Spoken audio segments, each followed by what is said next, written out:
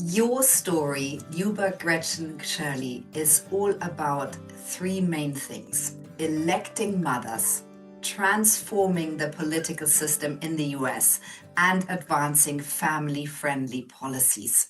And for that, you set up three things, three ventures. You're the founder and the CEO of Vote Mama, the country's first political action committee focused on electing Democratic moms across the ballot. You set up Vote Mama Foundation, the leading source of research and analysis on the political participation of mums, and Vote Mama Lobby, which collaborates with elected officials from both parties to support and promote family-friendly policies. You live and work in Long Island, New York.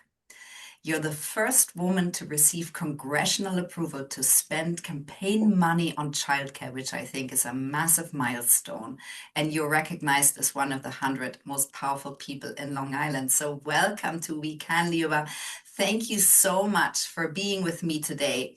You lead with analytical skills, with team leadership, with political campaigns, with strategic vision, and really serious ability to galvanize, to bring people together in a shared vision and conviction to bring about change.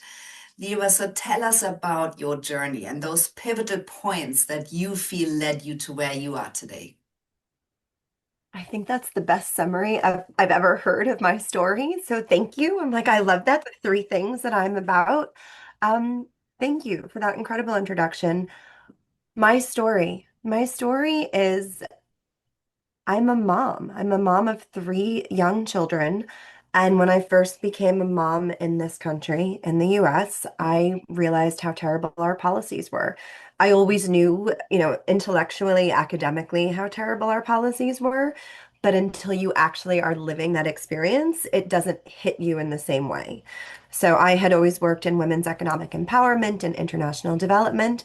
And then I was living in New York City. I had my first child. I had no paid family leave. I couldn't get off of any childcare wait lists. And I was terrified that my career was over, that I was going to be mommy tracked.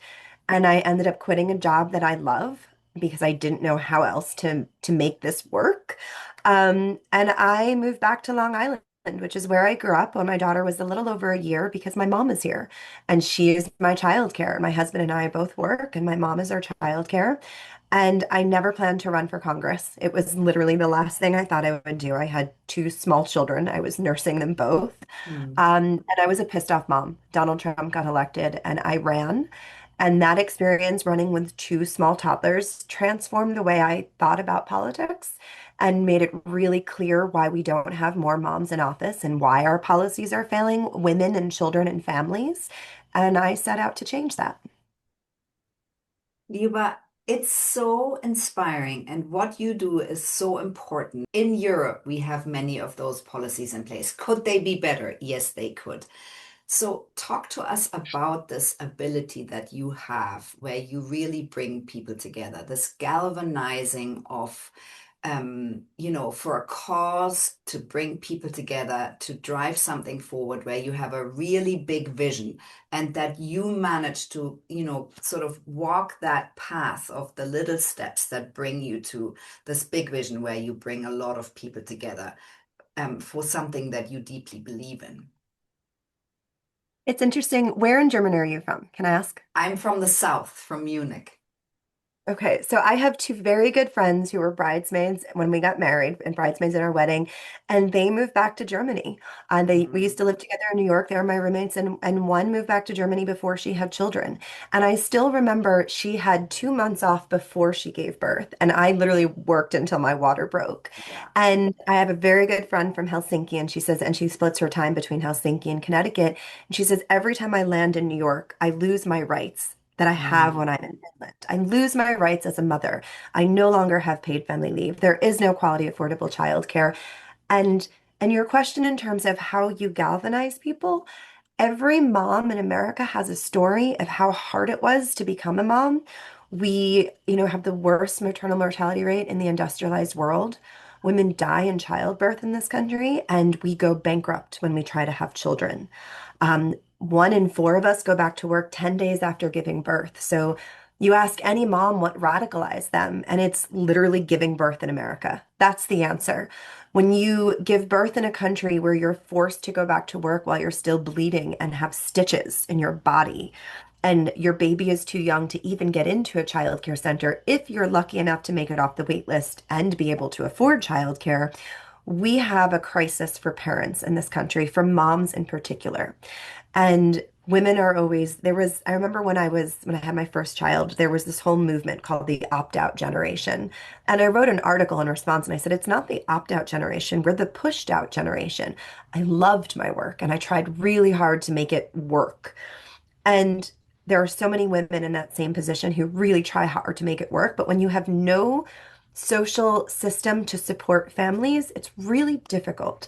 And there's a professor, Jessica Calarco, and she said other countries have social safety nets and the US has women. And never a truer word has been said. That's it. So when you talk about how you galvanize people, just anybody who's given birth and who's experienced what it's like in this country wants different policies. They want to change it. And when I ran for Congress, whenever I talked about paid family leave or childcare, I kid you not, every single time someone said, you really should ignore the women's issues and stick to the bread and butter issues. And it would infuriate me because we lose, $120 million a year, $120 billion a year because of the lack of childcare. And if we had similar labor force participation rates to countries like Germany and Canada, we'd have 5.5 million more women in the workforce, $500 billion a year more in the economy. There is no more basic bread and butter issue than childcare and paid leave. And when you talk to people about it in that way, they start to listen. Mm. And pissed off moms are a force to be reckoned with. Oh, Yeah, they really are. You want something done, you give it to a busy mom. yeah. We are usually by the time you realize how bad our policies are, you're too busy trying to maintain some semblance of your life and now becoming a mother and raising a child in the US. And you don't really have the time to go out and fight for the systemic change that is so needed. And yet, those are the people who really understand it and who want to fight for systemic change. And so when you see a mom run for office, without fail, someone will be like, she's too busy. She doesn't have the time to dedicate. But again, you want something done, you give it to a busy mom. And when moms get into office, Democratic moms in particular, they're the ones who are fighting for childcare. They're the ones introducing legislation on paid family leave, on reproductive health care, on education. They're the ones who are actually introducing bills that are family friendly. Liuba, so what does it feel like? You are someone who leads with a really big vision. First of all, what are the exact changes that you want to see and that you want to be a part of providing that solution? And secondly, you have an administration that is really the opposite right now, right? So what does it feel like to live in America right now, being having set up three incredible ventures to turn things around and the breeding ground for that is below zero right now. That is a really hard question. What does it feel like to live in America right now? It feels like you're somewhat insane. Um, we have been taken over by somebody who is dismantling our government really quickly, who doesn't believe in the Constitution, who doesn't believe in the rule of law, who is consolidating power very quickly, and who wants to be an authoritarian. And it's it feels like we're frozen a little bit. And yet the only thing that I can do, because I cannot wallow in the state of what our country has become, the only thing that I can do is focus on the midterms. If we can take back power, because the Republicans have just given up control and power to Donald Trump, and it's really terrifying to see. So my goal is to take back the midterms, to make sure that we take back the House, to make sure that we have Democrats in control so that we can actually fight this. Because to see what our government is doing, it's downright terrifying. Um, so I don't know how to explain what it feels like. It feels overwhelming and it feels really scary as a patriot, as somebody who loves America, as somebody who's run for office, as somebody who's raising children in this country. There is that, flight or fright. Do we leave? Do we take the kids out of the country, or do we stay and fight for a country that we believe in? And I want to stay and fight. And I got to tell you, there's always that little like, at what point do we leave? Um, my husband is an immigrant. My father was an immigrant. My grandparents are immigrants. And my kids said to me at one point, they said, there's not one person in this family who doesn't have a parent who was born outside of the country. And And it's and true. and You're that's what, watching. yeah, sorry, you No, go ahead. finish. And that's what No, America I'm stood for. That was the incredible example that America led with, that it's this multicultural melting pot of people and opportunity.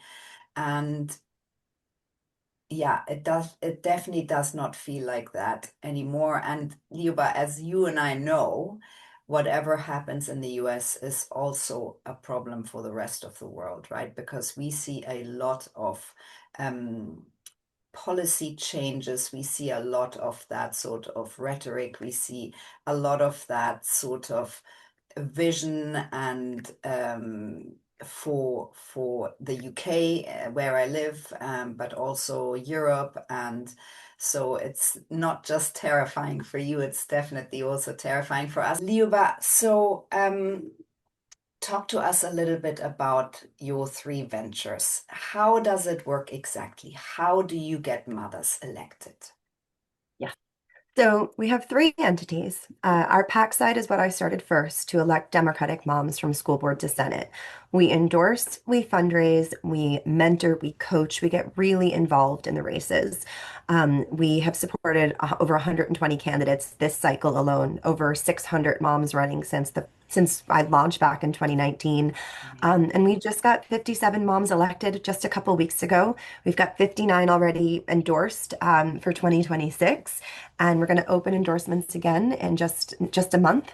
And my experience when I would talk to a PAC when I was running was you explained your path to victory, how much money you had raised, why you were the right candidate. You got the check, you got the endorsement, and then you might not hear from them very much. Mm. Vote Mama is different. We are building the Mamas Network.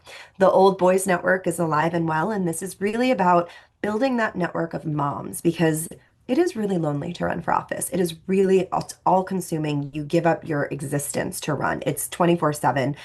And I have a good friend who's an MP in England, and your elections are 8 weeks, 9 weeks, and you don't have to raise millions of dollars. Here, you're raising millions and millions of dollars, and you're running for 2 years. So you end up with these independently wealthy people in office because very few people can work 18 hours a day, 7 days a week without a salary for 2 years. We have more millionaires in Congress than we have moms. And that's why our policies are failing working people. So we get really involved and we support these incredible women when they run. But about a year into launching the PAC, I realized that you actually have to change the political system. You have to change the structural problems to make it easier for moms to run.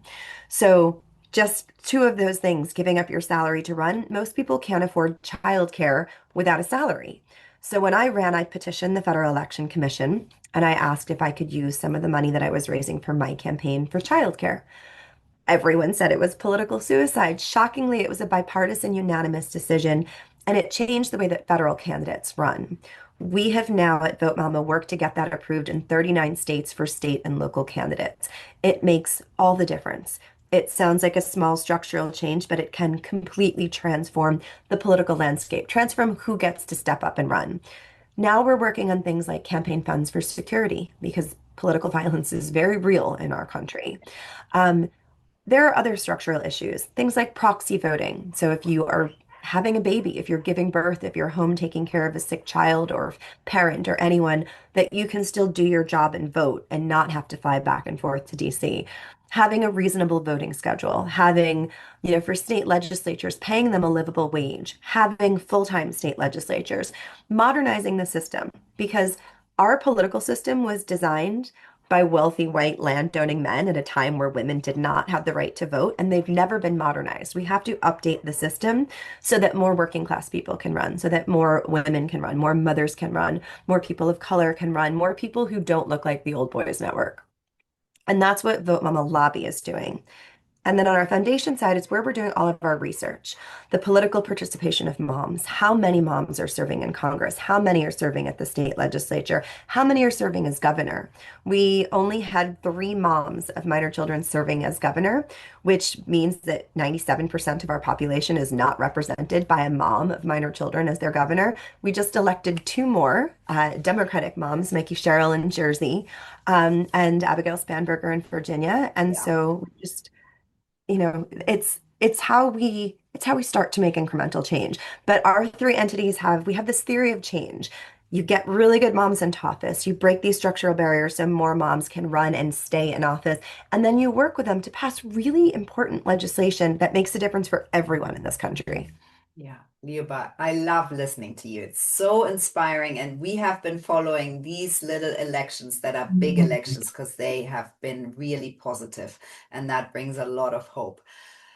So, what family-friendly policies do we need to see in the US, do you feel? Oh, paid family leave. First thing we need is paid family leave. We are the only country other than Papua New Guinea that does not have paid Mm, family leave.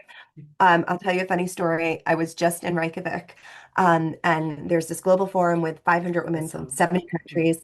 And a good friend of mine was in the sauna with some Swedish MPs, and they were Conservative Party members. And they said to her the one thing they didn't agree with was that fathers should not be forced to take their full paid paternity leave. And she's like, but you're okay with the 480 days of paid? And they're like, of course, that's like normal, that's commonplace. And they joked and they said, well, we're conservative members, but your Democratic members of Congress would be considered, far right of us. Paid family leave is an economically smart thing to do, and yet we don't have any paid family leave in this country. And I was talking to a woman from Nigeria. She could not believe it. She's like, but Yeah, how can that be possible? yeah. Paid family leave is the most basic. Having childcare, having us invest in childcare the way that we invest in K through 12 education is critical.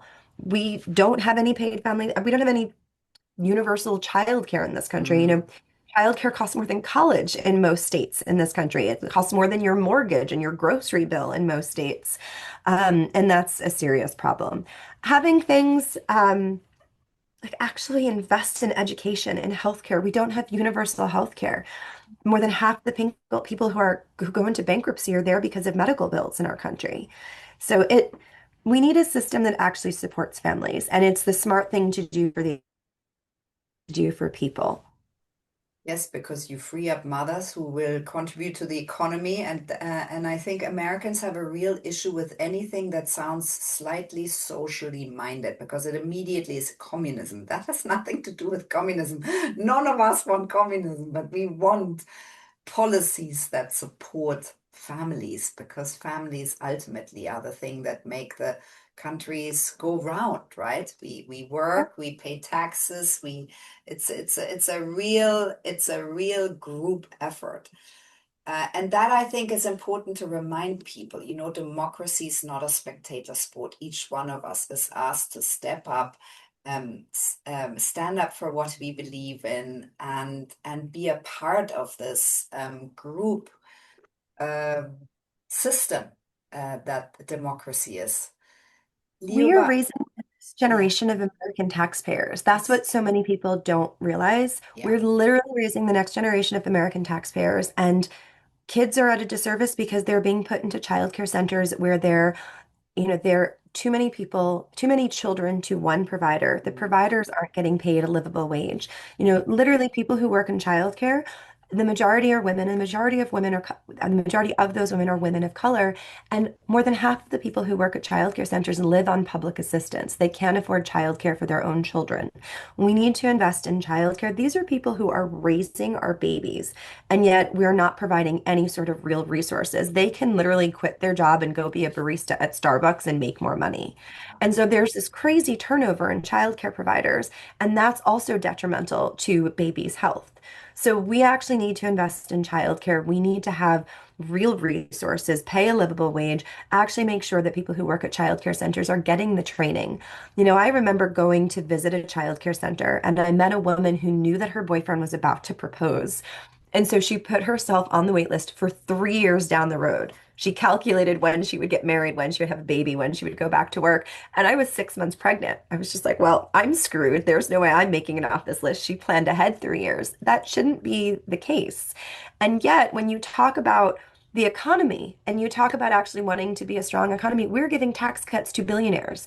When you give tax cuts to the working class, they go out and start businesses and they buy groceries and they're actually the job creators. And when you give these tax cuts to billionaires, they go out and buy more yachts and, more fancy billion-dollar mansions.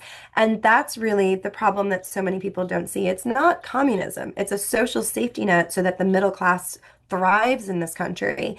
And we're talking about the birth rate declining.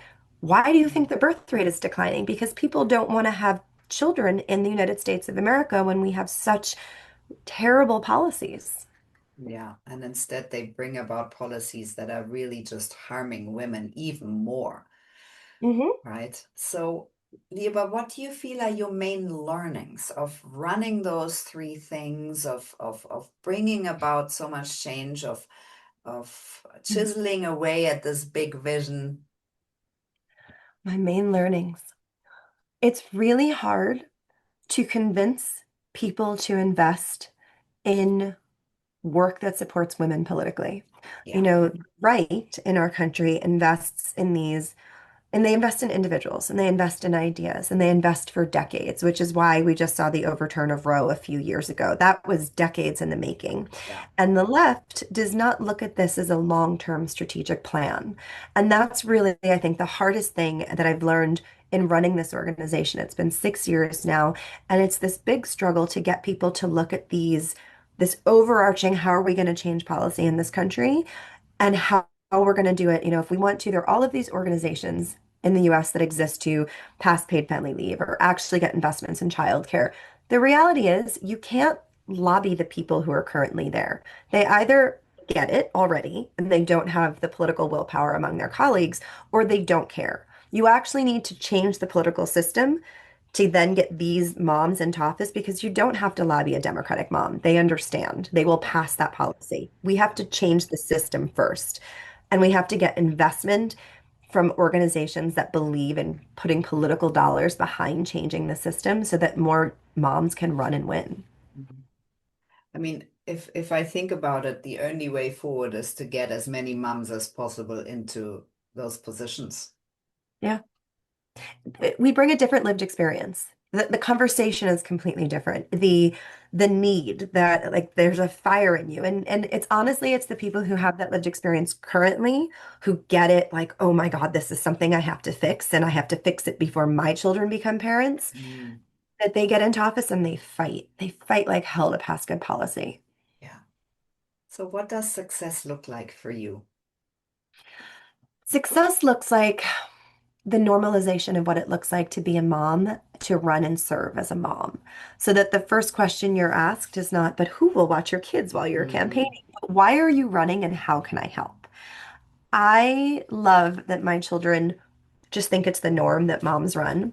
When my daughter was, I guess, like 4 years old, we were at a bill signing. And she said to me, she said, Mama, why aren't you speaking? And I said, well, it's not my event. And she looked at me all confused because she was just so used to me speaking at events. And afterwards, she went up to the podium and she made me pick her up and she gave this adorable little speech in her Peppa Pig dress. And to her, that was the norm. And now she's in sixth grade and she's her sixth grade class rep.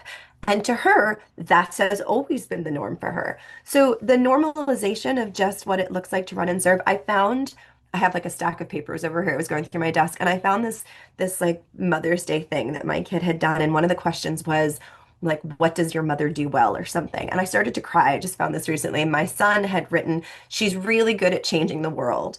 And he drew a Oh, picture of me on CNN talking. And I'm like, oh my God, like I hadn't seen it in a while. That's what my kids are learning. They're learning that mamas change the world, that mamas fight for policy, and that girls should serve in office. That's just the norm to them. And that's what success looks like, that kids across the country think nothing of a mom running for office and they don't judge them and they just think that's a damn strong woman and I want to get behind them. Liuba, so how did you know it's you and it's now? It's a good question. I did not think it was me, and I did not think it was now. I very much tried to find, when I ran for Congress, I tried to find somebody else to run for that seat, and I couldn't. And I tried really, really hard with a baby strapped to my chest and a toddler by my side. I tried. And then I ended up holding a town hall for my representative. It's a long story, but I got a meeting at his office because I held a protest. I asked if he would hold a town hall. He told me it would diminish democracy. So I did a 6 foot cardboard cutout of Peter King, had a town hall, and then everyone was like, "You're going to run for this seat." So I really thought it was crazy to run with toddlers, and I did it because I was so angry and I needed to. And then the second it was done, I had a friend who told me she was so upset, but then she's like, I heard you speaking about Vote Mama. And she's like, that's it. All right, I'm not going to be upset. I'm going to help you build Vote Mama. I cried for a day. And then I was like, okay, this is the next thing I want to do. And my kids used to run around screaming Vote Mama all the time. Mm. So I immediately like that's what I'm going to call it. It's going to be Vote Mama. And I knew immediately what I wanted to do afterwards. Like that was, it took me a day to be like, well, I'm going to build this organization and I'm going to make it easier for moms to run and serve. Um, I did not think Vote Mama would take off the way it did. Hillary Clinton came to our launch event and answered a FaceTime call from her grandchildren while she was speaking. And the video of that ended up on Colbert that night. And we got hundreds of applications from around the country. And so all of a sudden, Vote Mama took off. And then the man that I had run against had decided he wasn't running again, and everyone thought I would run again. But I was pregnant with my third child. And my staff was basically, they said, you can take 2 weeks off and then you need to be back on the campaign trail right away. And I didn't think that was possible after giving birth to two children. I was like, I cannot do that 2 weeks after. And Vote Mama is growing really quickly, and I can make so much more change with this organization than I can with one vote. Yeah. And I continue to build Vote Mama. So with Congress, I didn't know. With Vote Mama, I knew immediately. This was how we were going to change things. Yeah. Instead of stepping into a position, you built a trampoline for many. I love it. Oh my God, can I have to write that down? I love that. We built a trampoline for many. That is a very good way to look at it. I like that. Liuba, so what feeds you? What motivates you and what inspires you to keep going, especially in the times you live in or we all live in? My kids, my kids and the badass women that I get to work with across the country. Um, I am raising children in a really precarious time in this country. I remember sitting there with a baby. I mean, Nicholas was 5 months old when Donald Trump was elected the first time, and Mila was just 2. And I remember thinking, we just elected a man who proudly boasts of sexually assaulting women, and here I am raising these two tiny babies. And now I have three, and raising them in this country. I can't bury my head in the sand and say I'm going to ignore it all. I have to fight. I fight for them. And then I get to work with these incredible women who give me so much hope and excitement. And we have the most incredible women who are running across the country right now. And they're badasses. They're helicopter pilots and they're scientists and they are, former military, and they are just brilliant. They're pediatricians, and there are these women who stepped up and said, you know what? I too have had enough, and I'm going to do this with my babies in tow. And they're brilliant, and they just work their butts off. And I get all of my political excitement after working with them, and all of the policy work that we're doing, like seeing the wins of campaign funds for childcare and campaign funds for security across the country. We're being successful. We're seeing movement. It is slow but steady, and this is how we actually change the country. So Liuba, so what are your plans and goals? What does 2026 look like? What are you concentrating on? 2026 looks like winning back the midterms. Looks like we already have 59 moms that we've endorsed. We will open applications again in the new year and start a whole new round of endorsements. It looks like raising the money necessary for these moms to win and run. It looks like passing campaign funds for childcare in at least 5 new states, campaign funds for security in at least 10 new states. We have a number of reports coming out next year, one on what happens when moms get into office and are they actually passing legislation on childcare and what it means for the policy implications. We're looking at the update on who is using campaign funds for security. We have an update on our politics of parenthood data. No one had looked at caregiving as an identity as an elected official before. I remember when I was thinking of running, trying to find any data on this, and it didn't exist. So we recently just released our federal data. There are just 40 moms of minor children serving in Congress at 7.4%. That's it. So and if you look at the number of dads to moms, it's actually 9-1 for parents of kids under 6, and it's 3-1 for parents of kids of any age across the, Congress.